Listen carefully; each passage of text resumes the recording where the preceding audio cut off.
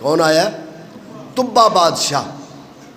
تبا بادشاہ جو ہے نا وہ اس نے سارے علاقے ایران، عراق، یہ سارے فتح کیے اور کرتا کرتا وہ مدینہ منورہ پہنچ گیا۔ مدینہ منورہ پہنچا، 400 علماء اس کے ساتھ تھے۔ کتنے؟ 400 علماء، وزیر مشیر وہ علیحدہ۔ وہاں اس نے اپنے بیٹے کو بادشاہت دی، خود وہ شام کی طرف چلا گیا۔ اس وقت وہاں بنی اسرائیل کے لوگ موجود تھے، رہائش پذیر تھے وہاں۔ انہوں نے کسی وجہ سے اس تبا بادشاہ کے بیٹے کو قتل کر دیا۔ شام میں بادشاہ کو پتہ چلا، بادشاہ واپس آیا، اس نے قتل و غارت مدینہ الرسول میں شروع کر دی۔ اس وقت یہ مدینہ نہیں بنا تھا، اس نے قتل و غارت شروع کی، اس کا گھوڑا بھی مر گیا۔ علماء بنی اسرائیل کے چند اس کے پاس آئے، انہوں نے کہا سن، یہ شہر تو تباہ نہیں کر سکتا، تو نے یہ سوچا کہ میں اس شہر کی اینٹ سے اینٹ بجاؤں گا، لیکن یہ کبھی ہو نہیں سکتا، یہ شہر عام شہر نہیں۔ ہم نے اپنی کتاب میں، توریت، انجیل، زبور میں، کتابوں میں پڑھا ہے کہ یہ شہر برباد نہیں ہو سکتا، یہ شہر اللہ کے محبوب کی ہجرت گاہ ہے۔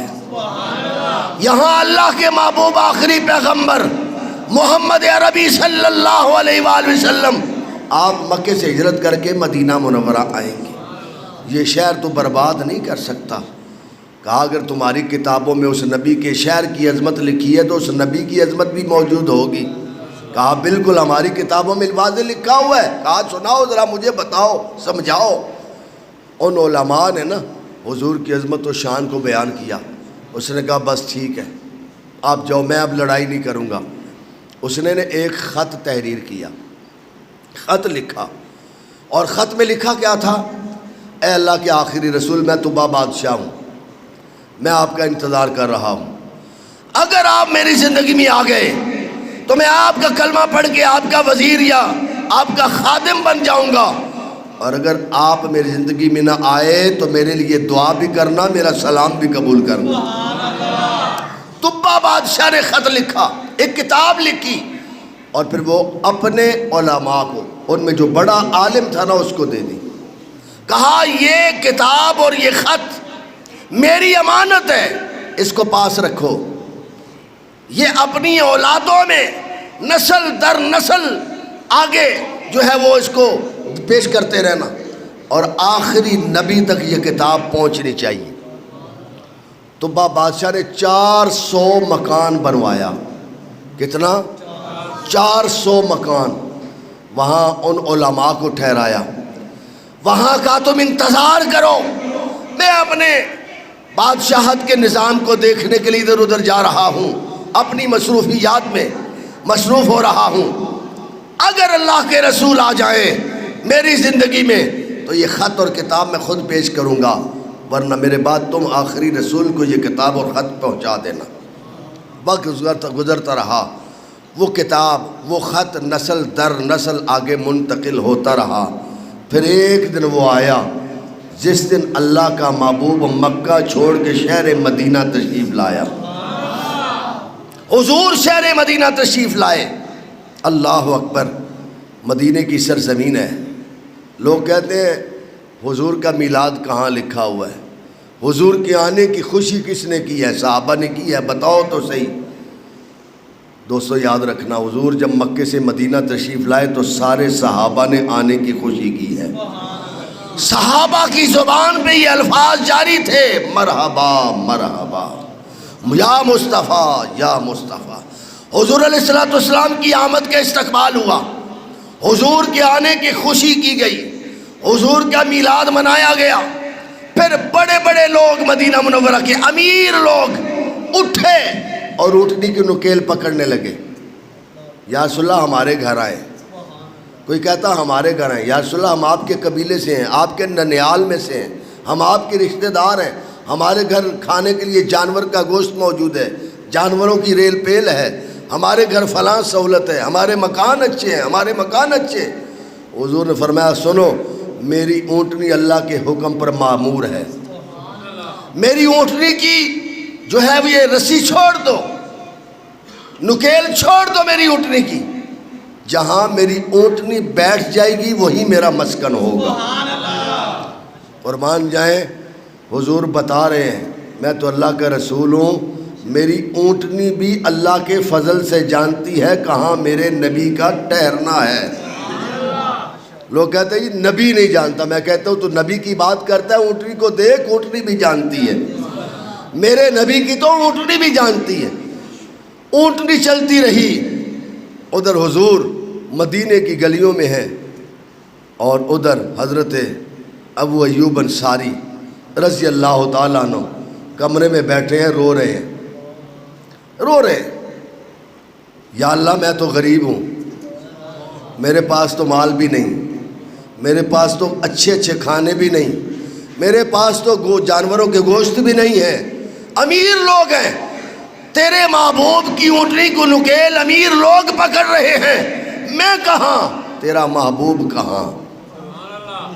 میرے گھر میں تو محبوب آ ہی نہیں سکتے، پر قربان جائے کوئی دنیا دار ہو وہ امیروں کی طرف جاتا ہے، اور جو ہوئی دلبر، جو ہوئی رحمت للعالمین، جو ہوئی غریبوں کا ملجاوا، جو ہوئی غریبوں کے سر پہ ہاتھ رکھنے والا، جو ہوئی یتیموں کا سہارا بننے والا، جو ہوئی اللہ کا محبوب، جو ہوئی دل ربا، حضرت ابو ایوب انصاری رضی اللہ تعالیٰ عنہ رو رہے ہیں، ادھر حضور کی سواری حضرت ابو ایوب انصاری کے گھر کے سامنے بیٹھ گئی۔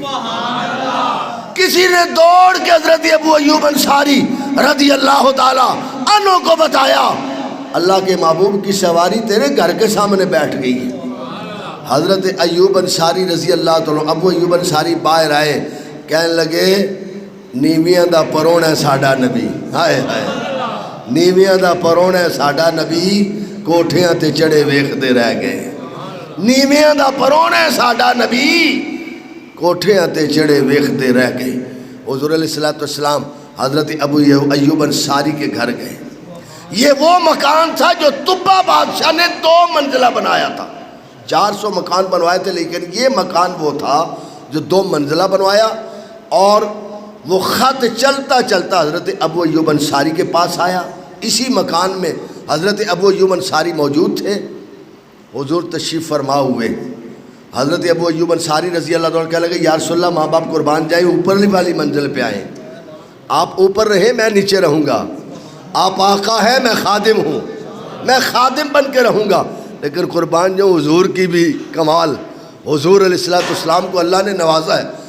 حضور علیہ السلام نے فرمایا ابو ایوب انصاری سنو، میرے مہمان آئیں گے، میرے پاس مختلف ملکوں کے سفیر ملنے کے لیے آئیں گے، آنا جانا لگا رہے گا، میں نیچے ہی رہوں گا تاکہ آنے جانے میں کسی مہمان کو دقت نہ ہو۔ حضور علیہ السلام کے حکم کے آگے سر خم کر دیا۔ اب حضور بیٹھے، حضور نے حضرت ابو ایوب انصاری کو بلایا، کہا ابو ایوب انصاری وہ میری امانت تو لاؤ نا، وہ میری امانت تو لاؤ۔ حضرت ابو ایوب انصاری رضی اللہ عنہ فرماتے ہیں میں حضور کے آنے کے شوق میں سب کچھ بھول گیا، لیکن لجپال نبی خود فرمانے لگے ابو ایوب انصاری میری وہ امانت تو لے آؤ۔ اللہ اکبر۔ لوگ کہتے ہیں نبی جانتے کچھ نہیں، میں نے کہا قرآن پڑھ لو نا، قرآن کا 5واں پارہ، قرآن فرماتا ہے وَعَلَّمَكَ مَا لَمْ تَكُنْ تَعْلَمْ وَكَانَ فَضْلُ اللَّهِ عَلَيْكُمْ عَظِيمًا۔ اے محبوب ہم نے آپ کو وہ سب کچھ سکھا دیا جو آپ نہیں جانتے تھے، اور یہ تمہارے رب کا بہت بڑا فضل ہے تم پر۔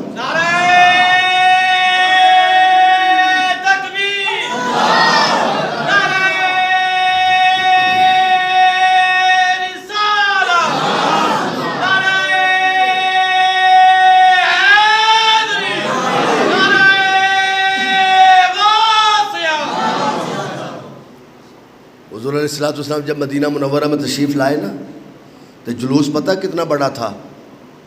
آج تو میلاد النبی کا جلوس نکلے تو بندے شور ڈالتے ہیں نا، یہ کہاں سے آیا؟ حضور علیہ السلام اس گلی میں، اور جلوس اتنا بڑا تھا دوسری گلی میں، اور نعرہ پتہ کیا لگتا تھا؟ ینادون یا محمد یا رسول اللہ۔ لوگ کہتے ہیں یا رسول اللہ کا نعرہ کہاں سے لے آئے ہو؟